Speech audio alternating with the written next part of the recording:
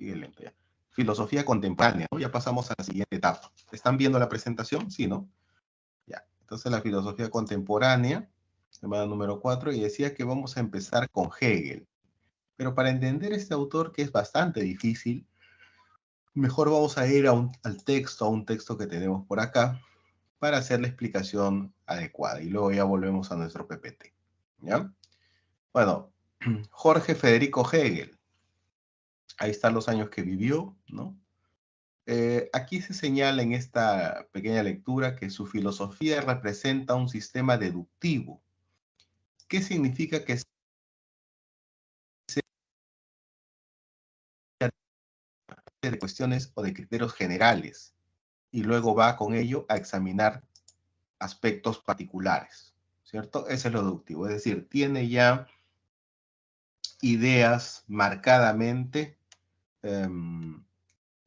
preconcebidas, y con ese aparato, con ese bagaje, ¿no? de su sistema deductivo, de ese aparato de ideas, es que va a poder analizar los aspectos más individuales, más contingentes del mundo, ¿m?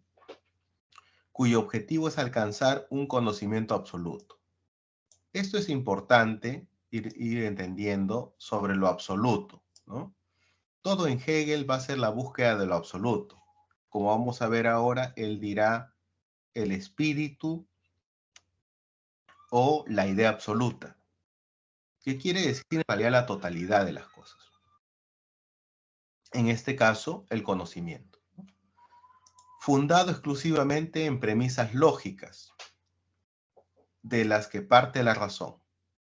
O sea, el conocimiento absoluto, para ser alcanzado bajo este sistema deductivo, cuenta con ciertas premisas lógicas de las cuales todo razonamiento debe partir. Eso después se le va a llamar dialéctica, ¿no? Lógica dialéctica. Así, esta deduce la realidad empírica. O sea, el razón o el sistema deductivo deduce, ¿no? Por eso es deductivo, deduce la realidad empírica. O sea, el análisis no va de lo, digamos así, empírico hacia lo no empírico, de lo práctico a lo teórico, sino al revés, de lo deductivo, del sistema de ideas, ¿no? Se deduce, baja, se despliega hacia la realidad para entender la realidad empírica, sin tener que apoyarse en ella.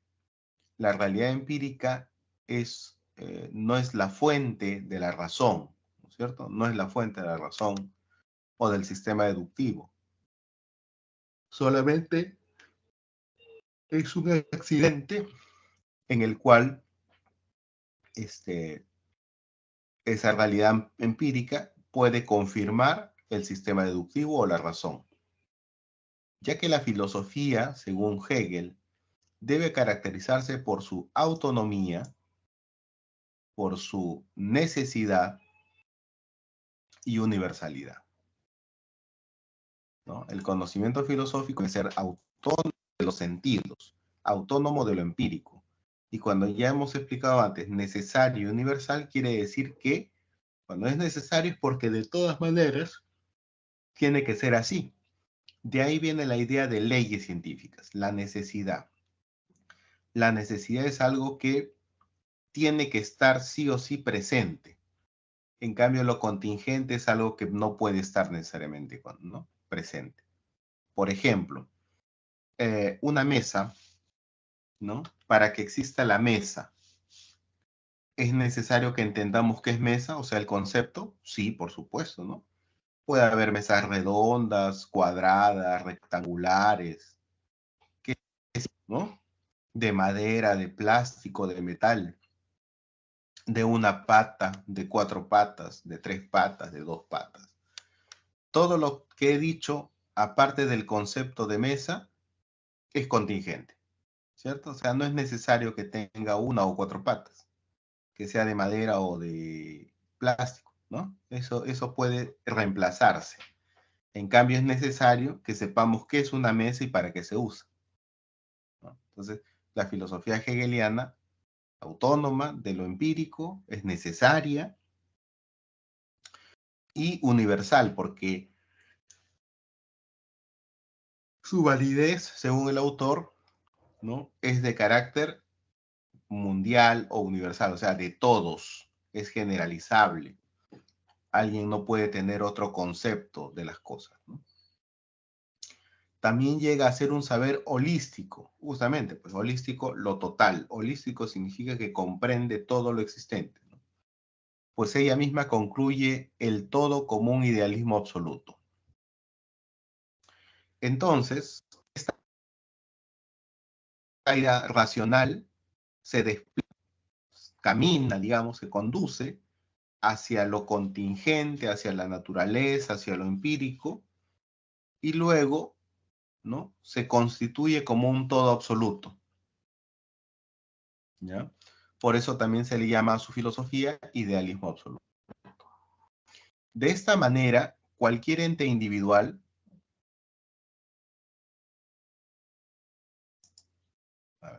de esta manera, cualquier ente individual que captemos, sensible o intelectualmente, no es más que un momento o fase de la evolución de lo absoluto. O sea, lo que importa, como dije hace un momento, para Hegel es el fin, la finalidad, el absoluto, ¿no?, de esa idea, de ese espíritu, de esa razón que evoluciona en la historia. Cada fase, cada parte del camino está diseñada para lograr el absoluto. Lo finito, o sea, lo individual, solo tiene sentido como parte de lo infinito, lo absoluto. Entonces, por ejemplo, la familia como institución social solo tiene sentido porque al final la reunión de ellas va a constituir la sociedad civil, y el conjunto de los intereses de la sociedad civil, va a decir Hegel, está destinado, su único objetivo es a crear una institución mucho mayor, que es el Estado.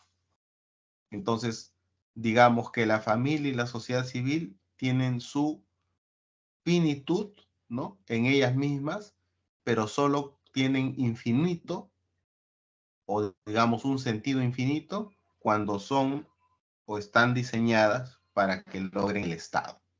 El Estado es lo infinito, la familia y la sociedad civil lo finito. Están hechas para lograr ese camino. Todo tiene sentido en el final.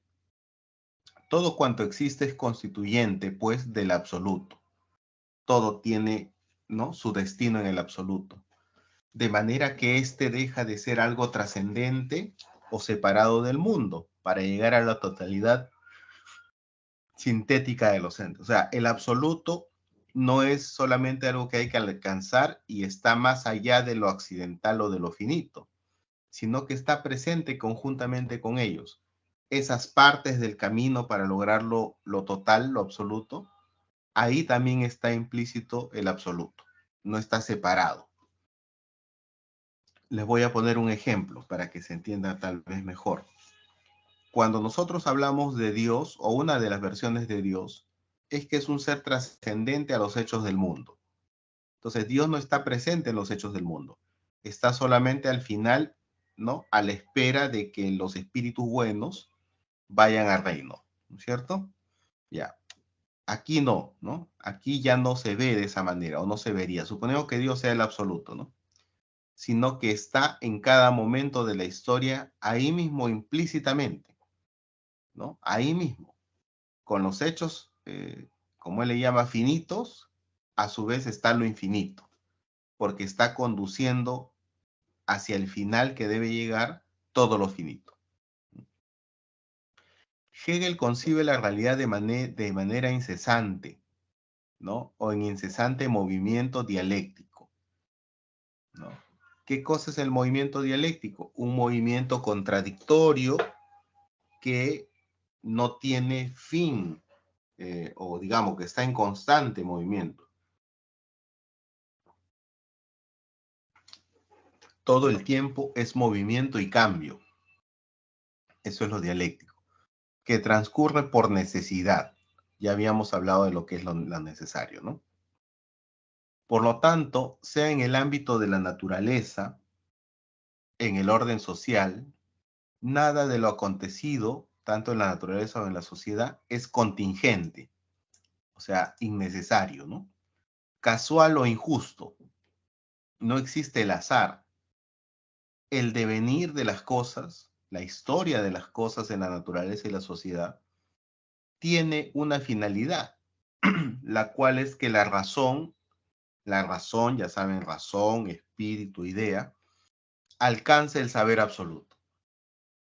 Todo lo que pasa en la naturaleza, por ejemplo, la evolución, todo lo que pasa en la sociedad, por ejemplo, los tipos de sociedades, los tipos de Estado, todo, no son casualidad según Hegel, no son cosas azarosas, tienen un sentido en el saber absoluto, ¿no? En la razón absoluta.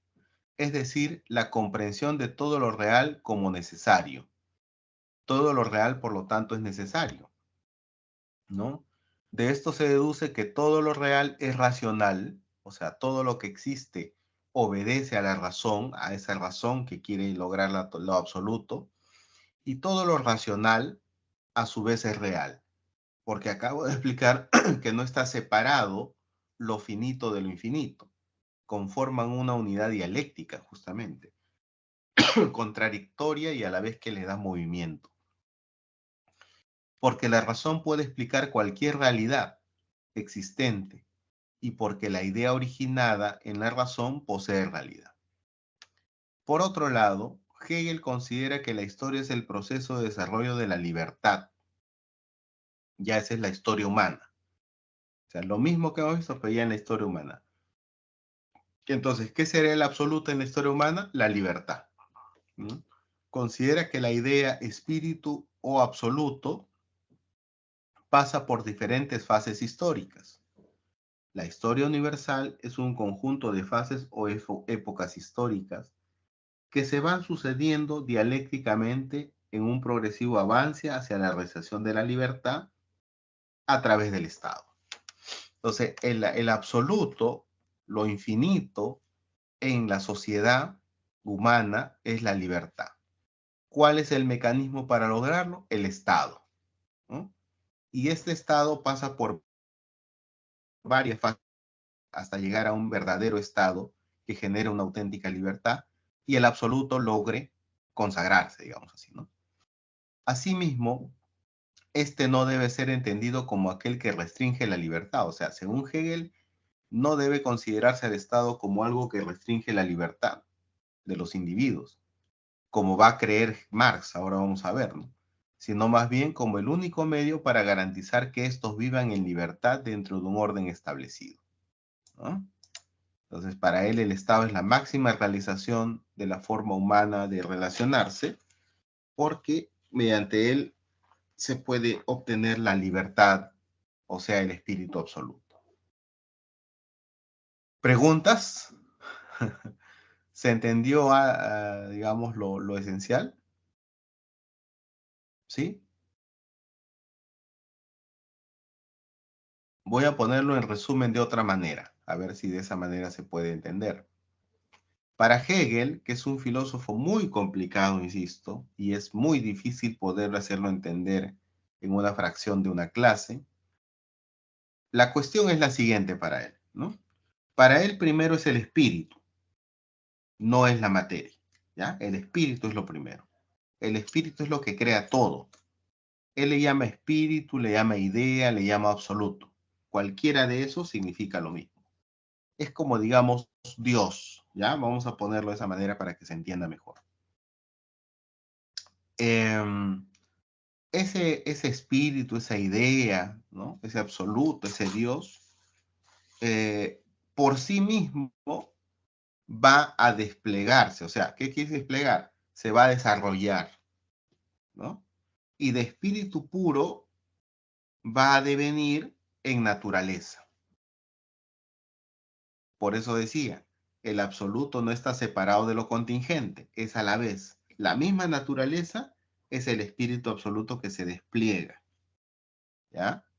Entonces nosotros podemos ver lo contingente y decir lo contingente, o sea, lo real es racional, porque lo racional es el despliegue del espíritu, ¿no? Y al revés, lo real, lo, este, la, lo racional también es real. Las dos cosas se dan a la vez. No es que una cosa es lo real y otra cosa es lo racional, no. Se dan a la vez. Pero tiene un objetivo. Entonces, el tercer momento es el desarrollo de la sociedad, lo humano. Y ahí es donde alcanza el espíritu absoluto su absoluto, que se da a través del Estado cuando se obtiene la verdadera libertad. Es como una historia, como un relato, ¿de acuerdo? Y la dialéctica es ese movimiento por el cual se despliega ese espíritu en la historia. ¿De acuerdo? Muy bien, entonces eso voy a dejar, ya que nadie me dice nada, lo voy a dejar. Obras, fenomenología del espíritu, este, eh, fun, la filosofía del derecho, ¿no? Introducción a la historia universal, etcétera, ¿vale? Varios textos, ¿no? Ya, Augusto Comte, ahora sí pasamos a las diapositivas, ¿ya? A las diapositivas. Ya. A ver, Augusto Comte es el creador del positivismo, ¿no? Es el padre del positivismo. El positivismo es una corriente filosófica que nos va a indicar que lo único válido para el conocimiento se da a través de los hechos. Los hechos significan la realidad, ¿ya? Y hacia ello hay que ajustarnos. Eso en síntesis, ¿no? Entonces, el positivismo es una doctrina que no admite otra realidad que no sean los hechos. ¿Qué es la realidad? Los hechos. En cambio, ¿qué era la realidad para Hegel? Si yo les preguntara, ¿qué era la realidad para Hegel? La realidad era el desarrollo, el despliegue del espíritu absoluto, ¿no? En cambio, acá no.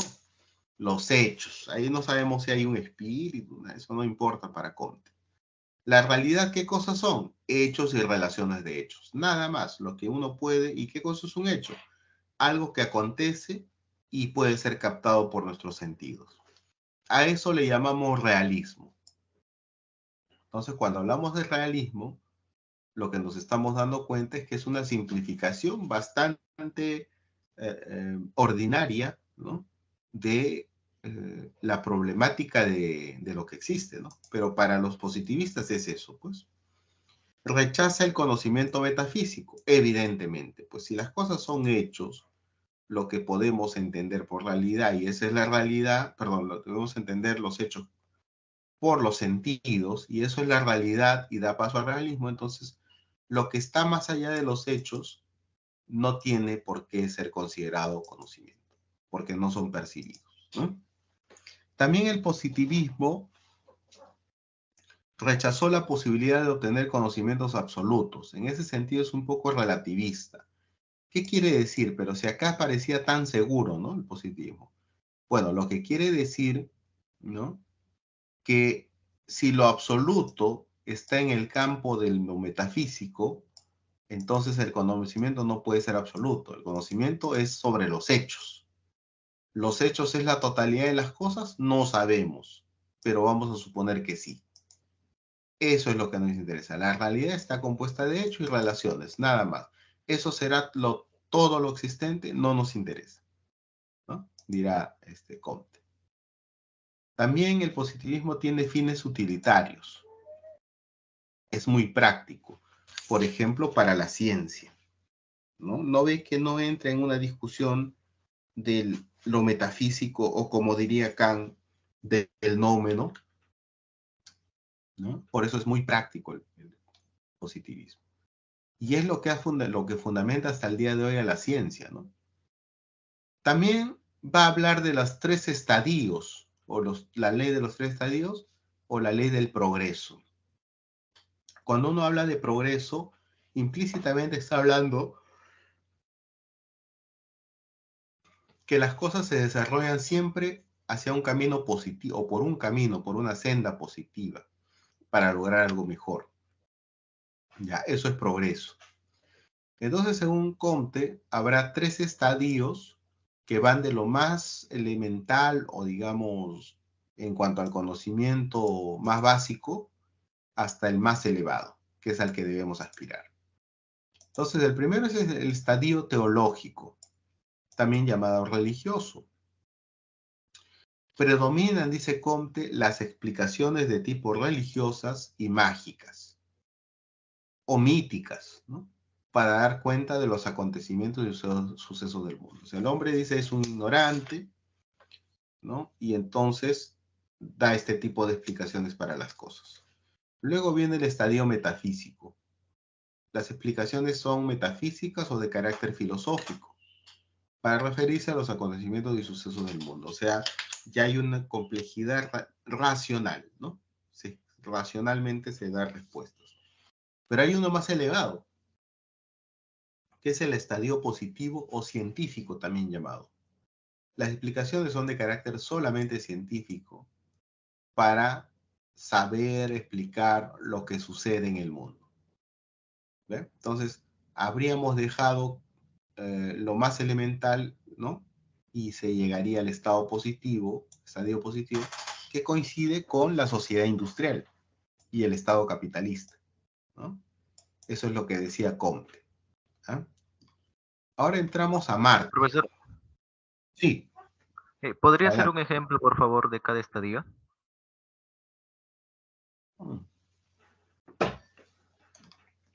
Comte cree que la historia es lineal. O sea, la historia de todos los pueblos han pasado por estas etapas, ¿no? Y por ejemplo, el estadio teológico lo podríamos haber ubicado en las grandes civilizaciones del Oriente, Mesopotamia, Egipto, ¿no es cierto? Los indios, ¿no? O hindúes. ¿Ya? Ahí la gente se explica las cosas desde el punto de vista religioso, mítico o mágico, ¿no? El segundo en la historia, el estadio metafísico, tenemos a Grecia, tenemos a Roma, ¿no? El inicio del mundo moderno, Descartes, todos ellos, ¿no? Entonces son sociedades europeas que se explican ya de una manera superior, según Comte, racionalmente, a lo que es lo teológico, porque lo teológico tiene que ver con la fe, ¿no es cierto? Entonces, para él eso es algo muy inseguro, ¿no? Lo metafísico es un poquito más avanzado, porque es filosófico, entonces es racional. Y el tercero, como les decía, ese sí les puse el ejemplo, es la sociedad moderna plenamente, ¿no? En el siglo XIX en el que él vivía. Entonces, ¿qué era? Era la sociedad industrial, era la Europa imperialista, era la forma de gobierno liberal y democrática, ¿no? Esa sería la parte histórica de la época científica y con ello habría llegado a la culminación de su desarrollo de la historia. Entonces, todos a partir de ahí seguían por la ciencia, ¿no? Lógicamente que esto pues tiene sus críticas, ¿no? No necesariamente son fases, pues, ¿no? La gente hoy día se explica de las 3 formas las cosas, ¿no? No es solamente una de ellas por encima de las demás, ¿no? Bueno, ese sería un ejemplo, ¿ya? Decía, vamos a Marx, porque nos alcanza el tiempo. Marx, ¿no? Ahí están los años que vivió. Marx va a ser un materialista, pues, ¿no es cierto? Él va a decir que la materia, a diferencia de Hegel, la materia es lo primario, lo fundamental, y la conciencia o el espíritu va a ser una consecuencia, va a ser una creación, va a ser un producto de la materia, de la evolución de la materia, ¿no? Del desarrollo de la materia. La materia es el fundamento constituyente de toda la realidad. Entonces, si para el positivismo la realidad era los hechos, ¿no? Y su relación, el conjunto de hechos, por el cual nos explicaban de dónde provenían, porque eso era metafísico. Para Hegel la realidad era el desarrollo del espíritu que tomaba también forma empírica, ¿no? Para Marx, el fundamento de la realidad es la materia, ¿ya? Sea esta de carácter concreto o abstracto. O sea, ¿qué cosa es la materia de carácter concreto? Las cosas, ¿no? los objetos, la naturaleza, los artefactos que hemos creado. Los artefactos son lo artificial, ¿no? Pónganse un auto, una fábrica, ¿no? O abstracto, ¿no? ¿Qué cosa es la materia en abstracto? Desde un punto de vista materialistamente puro. La conciencia, el pensamiento, la razón. ¿No? O sea, es materia en otro nivel, ¿no? Así se piensa, ¿no? Bueno, Marx no habló exactamente del materialismo dialéctico, pero se le puede llamar materialismo dialéctico a lo que él hizo, ¿no? Así le han llamado, por lo menos, ¿no? ¿Qué cosa es el materialismo dialéctico? Bueno, es la creencia, ¿no?, en que la materia es la realidad, como hemos dicho, y que esa realidad material se desarrolla de manera dialéctica, como hace un momento lo explicamos en Hegel. ¿Qué cosa es desarrollarse bajo la manera dialéctica? Bueno, que todos los objetos del mundo que existen, sean en la naturaleza, sean en la sociedad o sean en el pensamiento del hombre, se mueven dialécticamente. Es decir, primero, en base a contradicciones. O sea, siempre las cosas se mueven por sus opuestos. ¿De acuerdo? Por ejemplo, el movimiento que va a dar como consecuencia la fecundación. No sé exactamente si es el término gametos, por lo menos las dos células, ya ese sí es más exacto. La célula que viene del espermatozoide más la del óvulo son cuestiones contrarias o contradictorias, pero que a la vez, o sea, se repelen, pero a la vez son complementarias. ¿Para qué? Para formar un feto, un concebido. ¿Se dan cuenta? Miren, esa es en la naturaleza, ¿no? En la sociedad, bueno, la burguesía y el proletariado son rivales sociales, uno explota al otro, pero de esa relación va a surgir una revolución.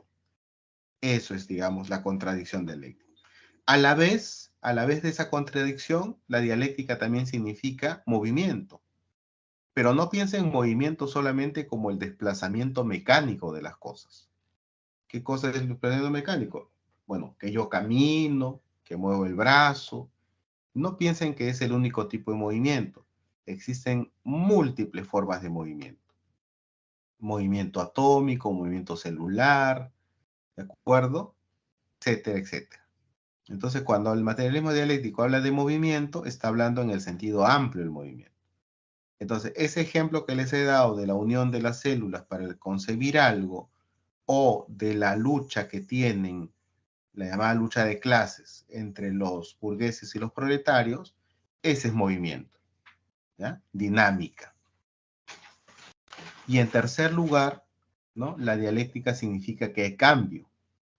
Es decir, de las dos células ¿no?, que se encontraron, que se repelían, pero a la vez se necesitaban, da un nuevo producto. ¿Qué cosa es eso? El feto, el concebido. Ese es el cambio.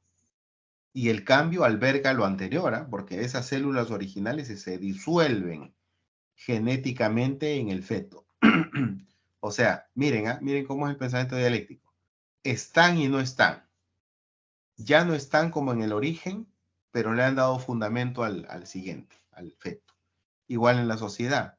Si la burguesía y el proletariado entran en una lucha de clases, según Marx, vence el proletariado, ¿no es cierto? Entonces da un cambio hacia la sociedad socialista. La sociedad socialista todavía permanece con algunos rezagos de la sociedad burguesa. Eso es la dialéctica, más o menos, ¿ya? En Marx. Engels aplicó la dialéctica a la naturaleza. Federico Engels fue el amigo, el colaborador de Marx. Y él efectivamente hizo el estudio en la naturaleza, sobre todo. Tiene un libro que se llama Dialéctica de la naturaleza. Para descubrir o para a partir de esto la ley fundamental del devenir de la materia. O sea, ¿qué estudia en la naturaleza Engels? Lo que les acabo de decir. ¿Cuál es el comportamiento de la materia dialécticamente? Y ahí descubre pues que a la vez es contradictoria, a la vez tiene movimiento y a la vez tiene cambio. ¿Ah? Eso es lo que nos va a decir. En cambio, el materialismo histórico es el materialismo dialéctico, pero en la sociedad humana, ¿no? Ya no es la naturaleza, sino la sociedad. Marx aplicó la dialéctica para explicar la historia, mientras que Engels la aplicó para estudiar la naturaleza, Marx la aplicó la dialéctica materialista para la historia. La economía y la sociedad, la política y la cultura, etcétera, etcétera, mediante factores materiales. ¿Y cómo es eso? ¿Cómo se aplica eso aparte del ejemplo que les di de burguesía y proletariado? Primero, hay que reconocer que el hombre es un ser social, ¿no? ¿Qué cosa es un ser social?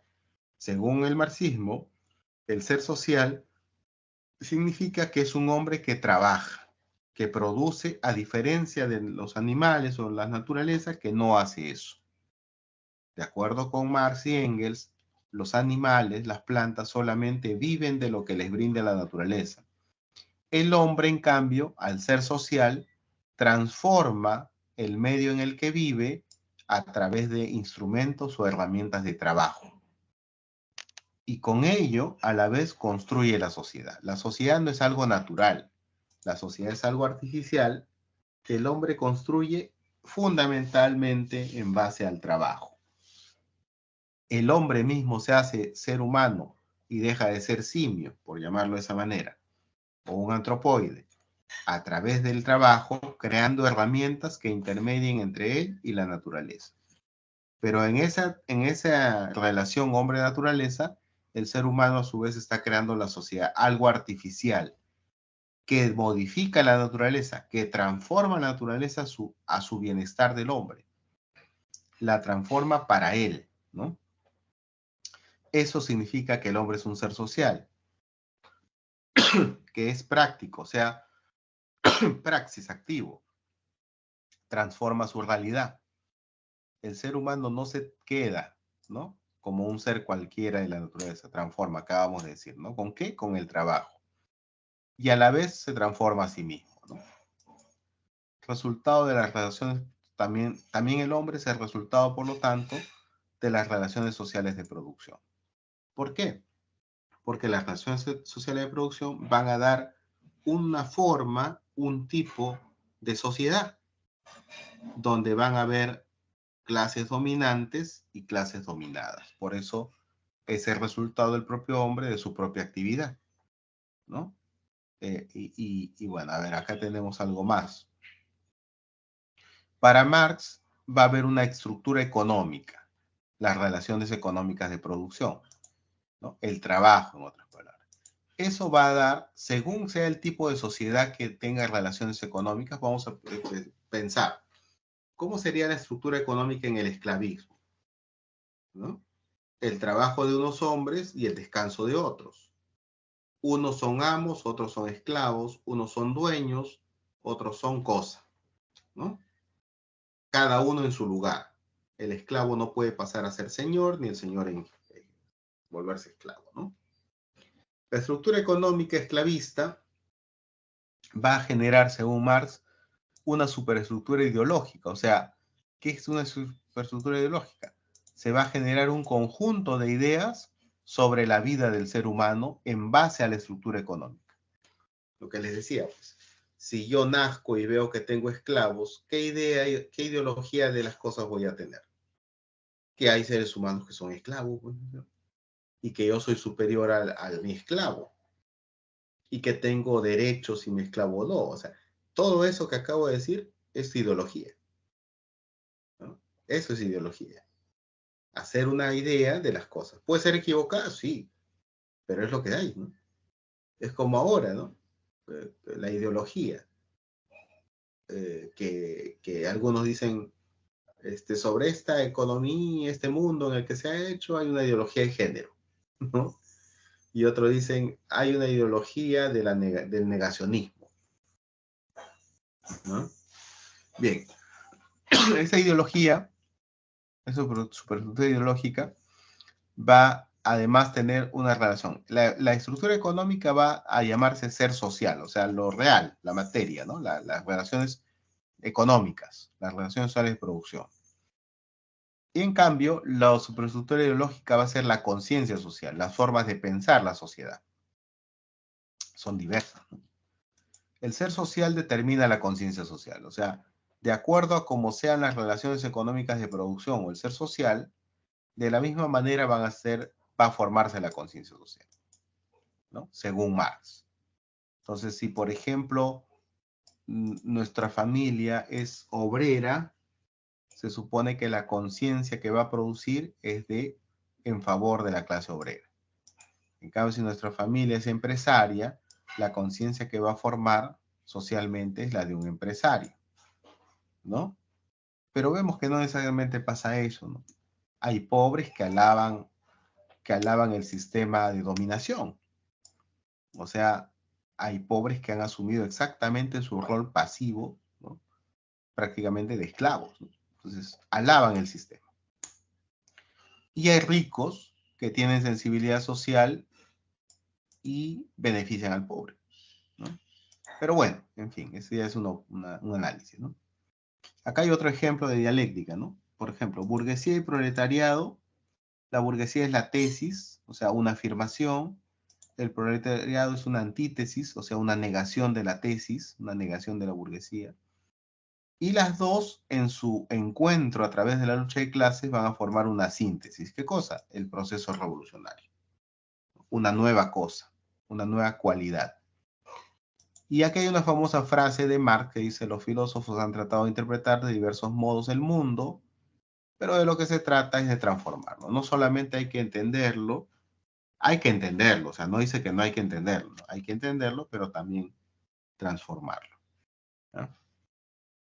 Nietzsche, finalmente, ¿no? Para Nietzsche, la vida es el valor superior de la existencia, por eso es vitalista. Para él, la vida tiene un valor supremo, es lo más importante, ¿ya? Pero ¿qué vida? ¿No? Vamos a ver qué vida. La vida debe ser entonces, o sea, ¿cómo debe ser? Debe ser concebida como voluntad de poder. ¿Qué cosa es voluntad de poder? Esa fuerza, ese poder, esa capacidad de ser más cada día, de ser superiores, de crear, de superarse a uno mismo, de ennoblecerse y de vivir en general. O sea, la voluntad de poder es vida en Nietzsche, pero la vida es concebida como algo que incesantemente te busca hacer superior, mejor, ¿ya? Dinámico, no conformista, ¿no? No, digamos, dejándose guiar por las ideas que dominan la sociedad, ¿no? Dice que el ser humano está compuesto también, digamos, algo de dialéctica, ¿no? Por dos contradicciones, la parte apolínea y la parte dionisiaca. La parte apolínea significa el orden, es lo estático, lo equilibrado y lo racional, que se opone a lo dionisiaco, que es la vida misma, o sea, esta vida, ¿no? Este tipo de vida, de poder. El devenir y lo pasional, o sea, es lo frenético, ¿no? Mientras que este es el orden, esta es la anarquía.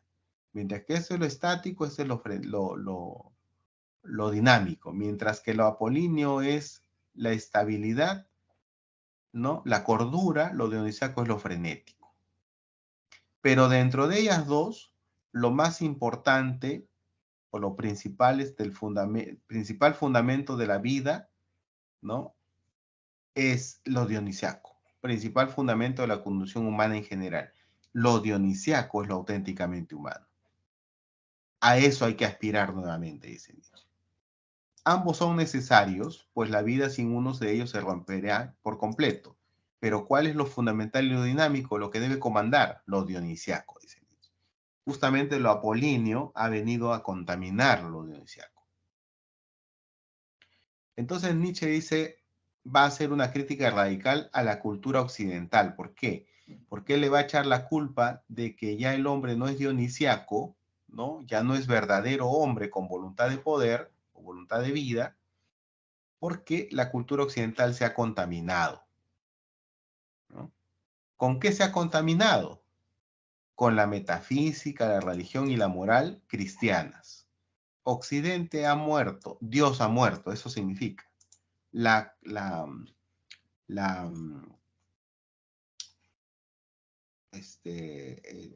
el origen, lo importante de Occidente, de Europa, ha muerto con la religión judeocristiana, porque trae una creencia en algo fantasioso, según Nietzsche, ¿no?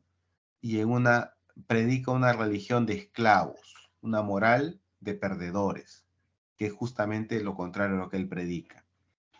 Esta cultura occidental ha suplantado no solamente, sino que ha invertido los valores vitales. Por ejemplo, vamos a suponerlo,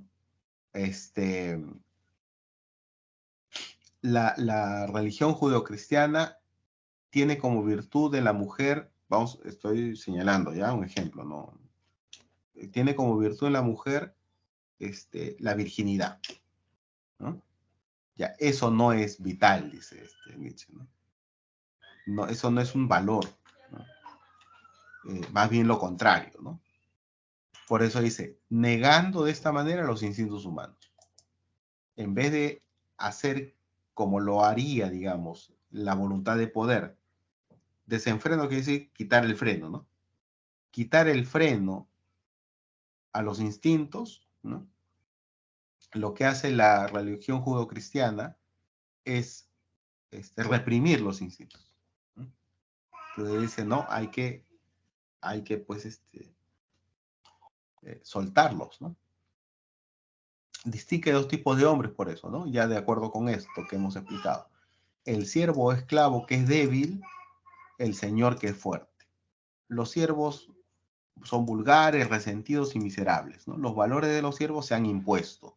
¿Quién lo ha impuesto? Los mismos siervos que eran los perdedores de la historia, pero ante el triunfo del cristianismo han impuesto sus valores.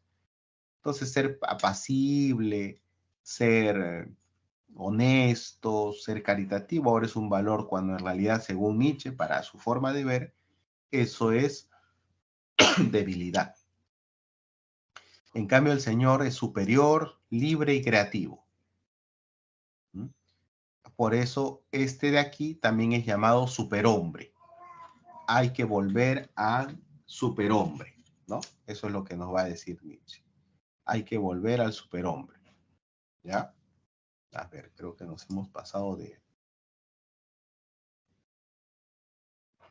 A ver, 8:55. Uy, nos quedan 5 minutos. ¿De acuerdo? Bueno, entonces, ¿hay preguntas?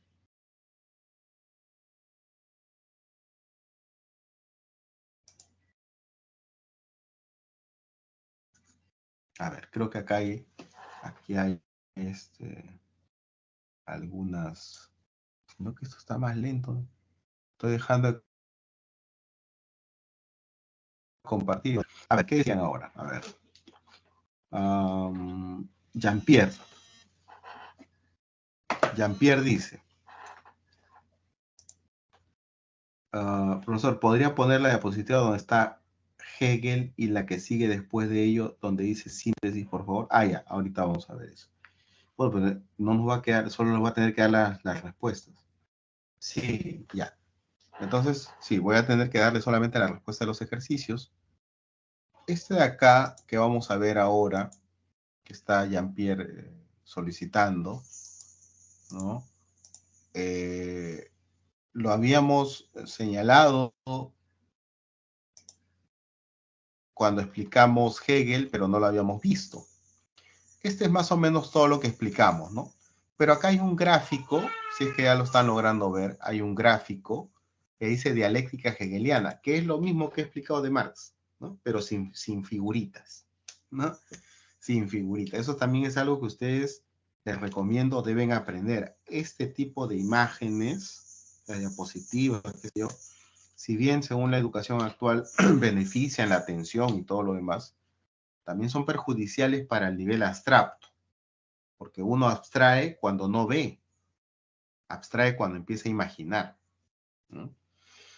Bueno, en fin, entonces, esta es la misma dialéctica, es lo mismo de Marx, solamente que la dialéctica hegeliana es idealista o espiritualista y la de Marx es materialista, pero es el mismo procedimiento.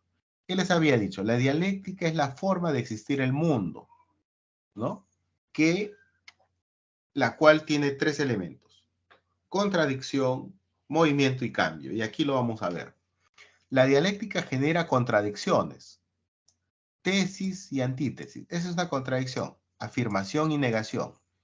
Les había dicho, el espermatozoide y el óvulo, la burguesía y el proletariado, ¿no? O sea, cada uno son contradictorios, pero a la vez están unidos. Ese es lo particular. O sea, la dialéctica no es que uno causa al otro, causa y efecto, no, sino las dos cosas se van dando interacción a la vez.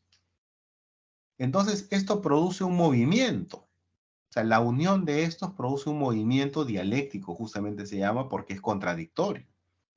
Y va a tener un efecto. O sea, un cambio. Ya se había dicho, un cambio. Que aquí le vamos a llamar síntesis, lógicamente. Que es la negación de la negación. ¿Por qué negación de la negación? Miren, esta es afirmación, ¿no? Esta es negación 1, esta es negación 2. O también dicha negación de la negación. ¿Por qué? Esta de acá niega la tesis, ¿no? Esta negación, que es antítesis, niega la tesis. Y esta síntesis niega la negación primera. Por eso es negación de la negación.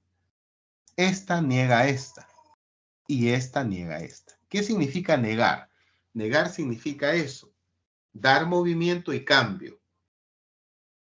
Eso significa negar. Una vez que se logra aquí, ahora esto pasa a ser una afirmación. Esto pasará a ser una afirmación, o sea, una tesis. Y a su vez habrá un proceso donde haya otra antítesis que la niegue. ¿De acuerdo? Muy bien. Creo que ya, si estamos a un minuto, bueno, lastimosamente voy a solamente si tenemos oportunidad la siguiente semana, podemos comenzar con la explicación. Depende del tema, ¿no? Sino que hoy día Hegel, para que se entienda algo siquiera, porque es realmente duro, ¿no? Me ha llevado más tiempo. ¿De acuerdo? Muy bien. Ahí están las respuestas. ¿Ya? Bueno, vamos a concluir aquí. También yo debo pasar a otra aula. ¿De acuerdo? Como les digo, queda pendiente si es posible. Vamos evaluando. Empezar la siguiente clase con el análisis de esa respuesta. ¿Ya? Muy bien. Gracias. Que tengan un buen buen fin de semana. Buen día, ¿no? Que tengan buen día. Nos vemos. Hasta luego.